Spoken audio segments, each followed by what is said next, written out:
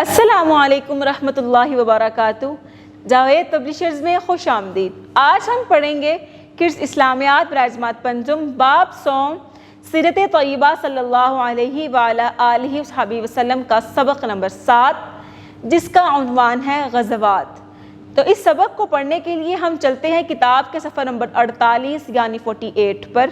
حاصلات تعلم۔ اس سبق کو پڑھنے کے بعد طلباء اس قابل ہو جائیں گے کہ وہ قرآن و سنت کی روشنی میں جہاد کا حقیقی تعارف جان سکیں، غزوہ اور سریہ کے معنی اور مفہوم میں فرق جان سکیں، غزوات کی ضرورت اور اہمیت سے آگاہ ہو سکیں، غزوہ بدر، احد اور خندق کے اسباب اور واقعات کے بارے میں اجمالی طور پر جان سکیں، غزوات کے نتیجے میں حاصل ہونے والے فوائد و ثمرات کو جان سکیں۔ جہاد جوہد سے نکلا ہے جس کے معنی کوشش کے ہیں۔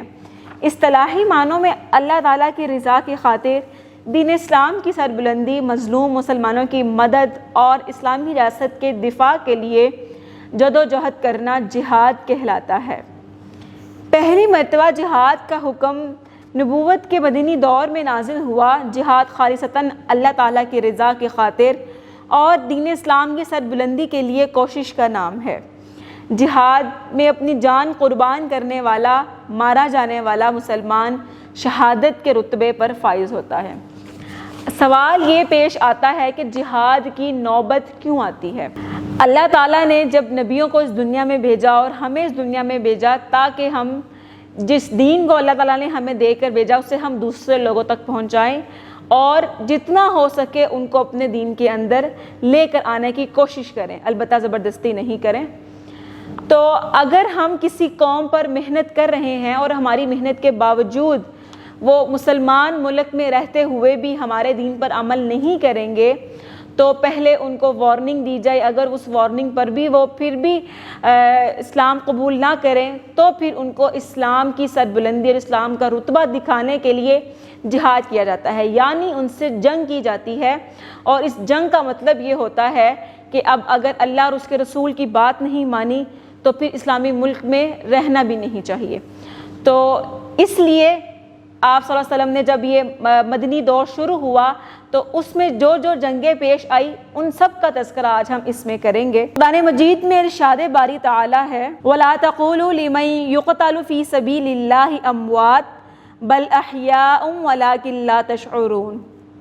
ترجمہ، جو اللہ تعالیٰ کی راہ میں مارے جائیں انہیں مردہ نہ کہو بلکہ وہ زندہ ہیں مگر تم شعور نہیں رکھتے۔ غزوہ اور سریہ میں فرق۔ غزوہ اور سریہ کے معنی درج ذیل ہیں۔ غزوہ کے لفظی معنی لڑنا ہے۔ اس سے مراد دشمن سے لڑی گئی وہ جنگ ہے جس میں حضور اکرم صلی اللہ علیہ وعلیٰ آلہ وصحبہ وسلم بنفس نفیس شریک ہوئے۔ سریہ کے لفظی معنی فوجی لشکروں کی ٹولی ہے۔ اصطلاح میں اس سے مراد وہ جنگ ہے جس میں آپ صلی اللہ علیہ وعلیٰ آلہ وصحبہ وسلم خود شریک نہیں ہوئے بلکہ جنگ کے لیے لشکر تیار کر کے روانہ فرمایا۔ یعنی جس لڑائی میں آپ صلی اللہ علیہ وسلم خود شریک ہوئے اسے غزوے کا نام دیں گے، جس میں خود تو شریک نہیں ہوئے بلکہ لوگوں کو جنگ کے لیے تیار کر کے بھیج دیا اسے ہم کہتے ہیں سریہ۔ یہ فرق ہے دونوں میں۔ اب غزوات کا پس منظر۔ غزوات کی نوبت کیوں پیش آئی؟ ہجرت مدینہ کے بعد مسلمانوں کی بڑھتی ہوئی طاقت نے کفار کی صفوں میں ہلچل پیدا کر دی۔ مدینہ منورہ کے یہود بھی مسلمانوں کی طاقت سے خائف اور پریشان تھے۔ وہ کسی بھی لحاظ سے مسلمانوں کو ایک امت تسلیم نہیں کرنا چاہتے تھے۔ وہ جنگوں پر اتر آئے اور مسلمانوں نے حضور صلی اللہ علیہ وآلہ آلہ وسلم کی قیادت میں ان کا مقابلہ کیا۔ یہاں ایک بات یاد رکھیے گا کہ جنگ اس وقت بھی کی جاتی ہے جب کوئی آپ کی بات نہیں مان رہا، ایک بات۔ دوسری بات، جنگ اس وقت بھی کی جاتی ہے کہ جب کسی اور سے حملے کا خطرہ ہو تو اس سے بچنے کے لیے بھی جنگ کا آغاز کیا جاتا ہے۔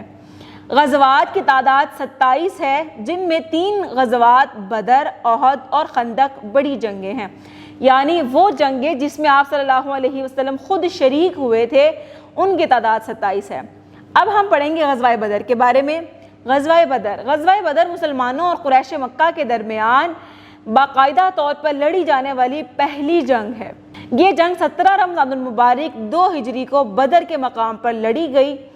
اب اس میں ایک بات سوچنے کی ہے کہ رمضان المبارک کے مہینے میں شدید گرمی کا موسم اور روزے کی حالت میں یہ جنگ لڑی گئی۔ بدر مدینہ منورہ کے جنوب مغرب میں 70 میل کے فاصلے پر واقع ایک کنویں کا نام ہے۔ اس کنویں کے قریب یہ جنگ ہوئی تھی، اس لیے اس جنگ کو ہی جنگ بدر کہہ دیا۔ اسلامی لشکر 313 مجاہدین پر مشتمل تھا، جن کی قیادت خود حضور نبی کریم صلی اللہ علیہ وآلہ وسلم نے کی۔ کفار مکہ کے 1000 جنگجوؤں کی قیادت ابو جہل کر رہا تھا۔ مسلمانوں کے مقابلے میں کفار کی افرادی قوت زیادہ تھی، ان کے پاس اسلحہ بھی زیادہ تھا، لیکن اس کے باوجود مسلمانوں کو اس غزوے میں فتح نصیب ہوئی، کیونکہ ان کے دل قوت ایمانی سے لبریز تھے۔ اللہ تعالیٰ نے مسلمانوں کی مدد کے لیے آسمان سے فرشتے اتارے۔ اس جنگ میں ابو جہل، عتبہ، شیبہ اور کئی اہم سرداران قریش مارے گئے، یعنی ایک مسلمانوں کی تعداد 313 اور کفار کی تعداد 1000۔ اگر ہم ایک ایک بندے کے حساب سے اندازہ لگائیں تو ایک آدمی کے حصے میں 3 سے زائد بندے آ رہے تھے، تو ایک آدمی کے لیے 3 سے زائد بندوں کے ساتھ لڑنا کتنا مشکل ہے۔ تو یہ جنگ اس لحاظ سے تھوڑی کمزور تھی کہ مسلمانوں کی تعداد کم تھی، ان کے پاس سامان کم تھا، کافروں کی تعداد زیادہ تھی۔ لیکن پھر کیا ہوا؟ تعداد اگرچہ کم تھی لیکن جیت کیسے گئے؟ صرف اس وجہ سے کہ دل میں ایمان خالص تھا، دل میں اللہ پر یقین خالص تھا کہ انشاءاللہ اسلام کے غلبے کے لیے ہم لڑ رہے ہیں، کسی کو دکھانے کے لیے ہم نہیں لڑے۔ تو اس میں مسلمان اور کافر کا فرق بھی پتہ چلا تھا۔ تو اس لیے مزید جانیے کہ قرآن مجید میں غزوہ بدر کے دن کو یوم الفرقان کہا جاتا ہے۔ یوم الفرقان کہتے ہیں فرق کرنے والا، یعنی اس دن مسلمان اور کافر کے درمیان بھی فرق ہو گیا تھا، اس لیے اس جنگ کو یوم الفرقان بھی کہتے ہیں۔ اسی کے ساتھ مجھے دیجیے اجازت، اپنا بہت سارا خیال رکھیے گا، اپنی دعاؤں میں یاد رکھیے گا۔ مزید ویڈیوز دیکھنے کے لیے جڑے رہیں بولتی کتابوں کے ساتھ۔